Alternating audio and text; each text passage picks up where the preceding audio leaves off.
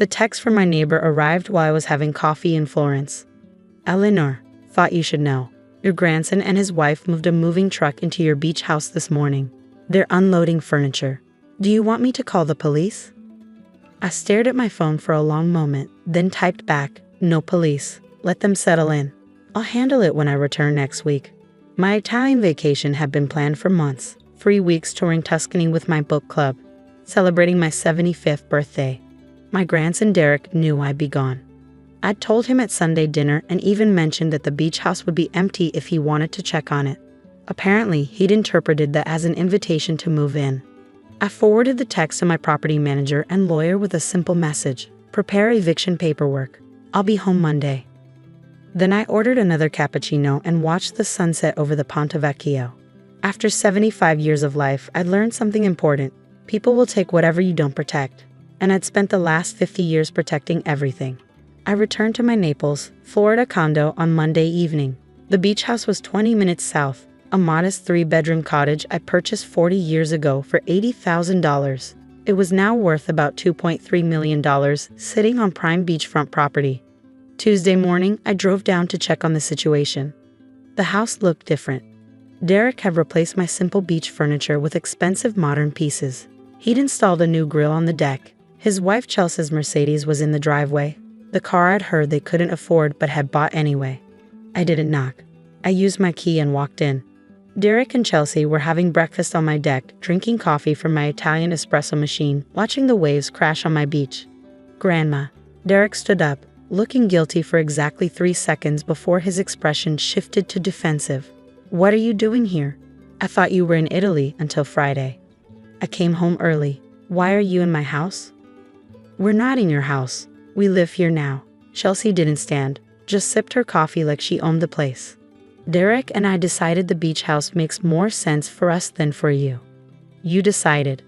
You're 75 years old, Chelsea continued. You have that perfectly nice condo in Naples. You don't need 2 properties. Meanwhile, Derek and I are trying to start our family and we need space. The beach is good for children.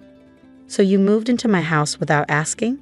We were going to ask, Derek said quickly, but you were away and the opportunity came up to get out of our lease early and we thought, you thought you'd just take it. Not take it, transition it.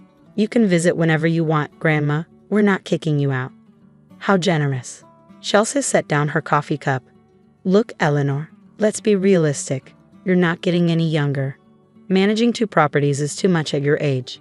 Derek is your only grandson. This house will be his eventually anyway. We're just accelerating the timeline. Accelerating the timeline, I repeated. By moving in while I was out of the country.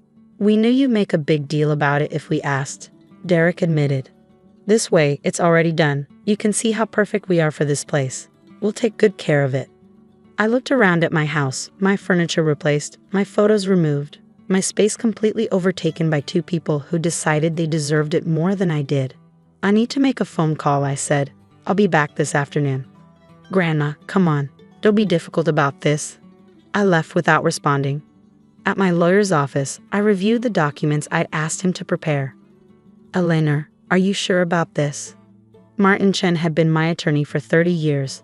This is your grandson. Who stole my house while I was on vacation? Yes, I'm sure. The eviction will be immediate. They'll have 48 hours to vacate. Good. And the other matter? You're certain you want to proceed? I looked at the property documents spread across his desk. Documents Derek and Chelsea knew nothing about. Documents that would change everything. Absolutely certain. I returned to the beach house at 4 p.m. with Martin, a police officer, and a locksmith.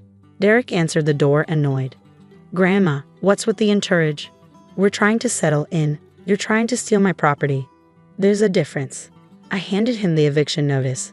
You have 48 hours to remove your belongings and vacate the premises. If you're not out by Thursday at 4 p.m., the sheriff will remove you. Derek's face went white. You're evicting us? Your own grandson? You moved in without permission. That's called trespassing. Chelsea appeared behind him, reading over his shoulder. This is ridiculous. We're family. You can't evict family. I can evict anyone who illegally occupies my property. Derek's your only heir. This house will be his someday anyway. Actually, it won't, I said. Derek, did you know your grandfather and I established a family trust in 1985? What trust? The Sullivan Family Trust. It holds all of our assets, properties, investments, cash holdings. Your grandfather wanted to make sure everything was protected, properly managed, and distributed according to specific conditions. What conditions? Derek asked nervously. Martin pulled out another document. The trust specifies that Derek Sullivan receives his inheritance only if he demonstrates financial responsibility, maintains a respectful relationship with his grandmother, and doesn't attempt to claim assets before her death. I've been responsible. You've been unemployed for 8 months, I said. Chelsea works part-time as a yoga instructor. Yet somehow you're driving a $70,000 Mercedes and took a $15,000 trip to Cabo last month. Where did that money come from? Derek and Chelsea exchanged glances.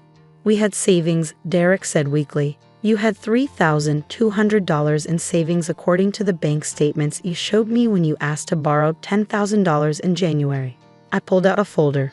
But you've spent over $50,000 in the past 6 months. Care to explain? Chelsea's face turned red. How do you have our bank statements? I don't.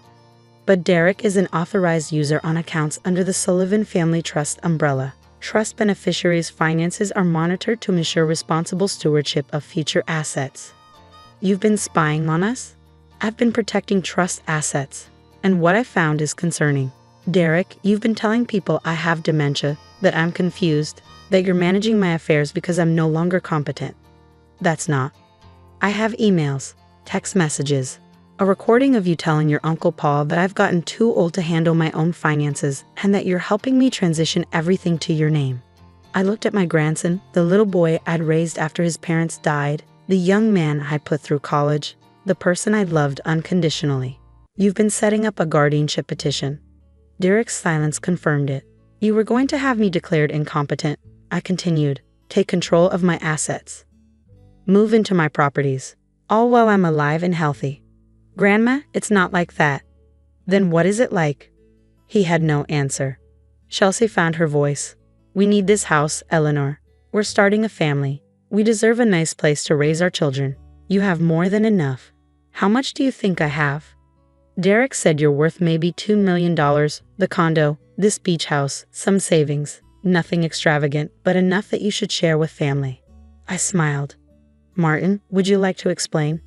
My lawyer opened his briefcase. The Sullivan Family Trust currently holds assets valued at approximately $47 million. Properties include this beach house, Mrs. Sullivan's Naples condo, 2 rental properties in Fort Myers, a commercial building in downtown Naples, and 4 luxury vacation properties in other states. Chelsea's mouth fell open.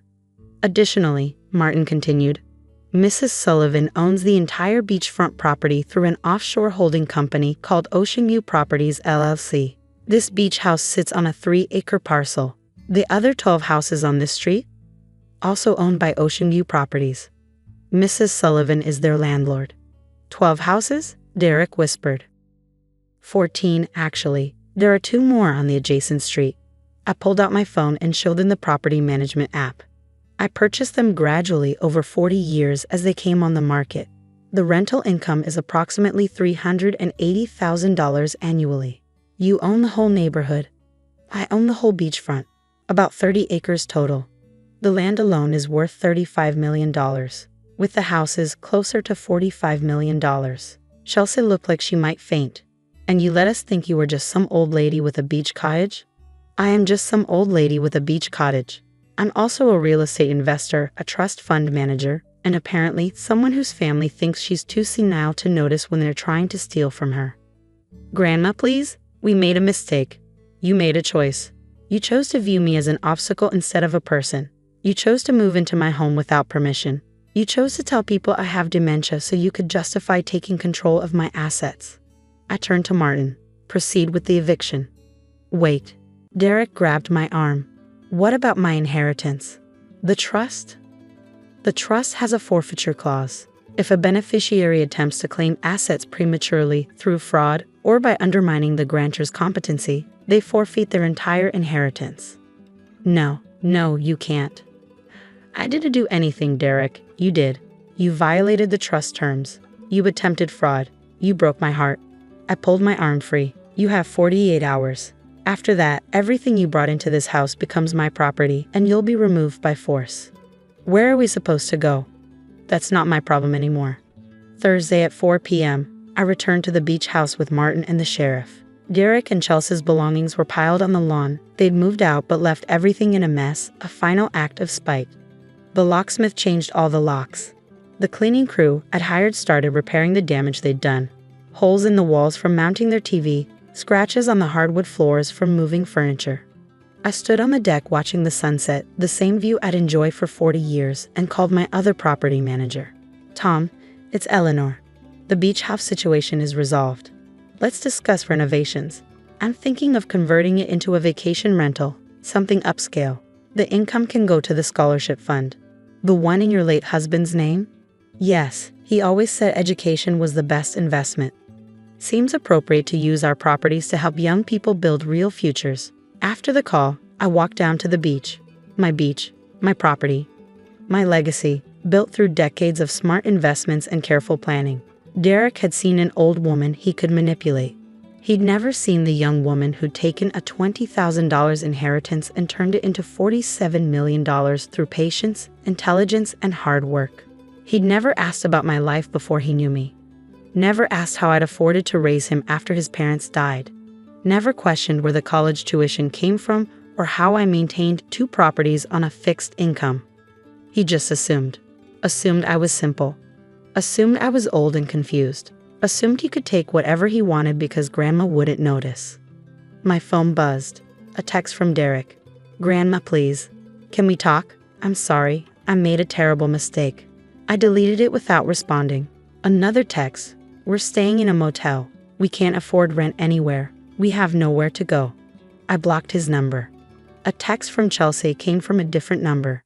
You're a bitter old woman who can't stand to see young people happy. I hope you're proud of yourself. I took a screenshot, evidence of harassment for the restraining order Martin was filing, and blocked that number too. Then I took a photo of the sunset over my private beach and sent it to my book club group chat. Home from Italy. Anyone interested in a girls' weekend at the beach house? Newly renovated, ocean views, plenty of wine. My treat. The responses came immediately. Absolutely. I'm in. When? I'll clear my schedule. I smiled and typed. This weekend, bring your swimsuits. We're celebrating. Celebrating what? Freedom, boundaries, and the fact that at 75, I'm still smarter than people who underestimate me. 6 months later, the beach house was a thriving vacation rental, earning $12,000 a month and funding scholarships for 3 students. I'd sold 2 of the other beachfront properties for $8 million total. The market was strong, and the timing was perfect. Derek had tried reaching out through relatives, through social media, even through a lawyer who sent a letter threatening to contest the trust. Martin responded with documentation of Derek's attempted guardianship petition, his fraudulent claims about my competency, and his illegal occupation of my property. Derek's lawyer withdrew immediately. I heard through family that Derek and Chelsea had moved to a small apartment in Fort Myers. Derek was working at a car dealership. Chelsea was teaching yoga full-time. They were struggling, bitter, and telling anyone who'd listened that I had stolen their inheritance. I didn't care. I'd learned long ago that you can't steal what was never yours to begin with. My husband and I had built our wealth together through decades of hard work. We'd invested wisely, lived modestly, and protected our assets so we could help family when they genuinely needed it.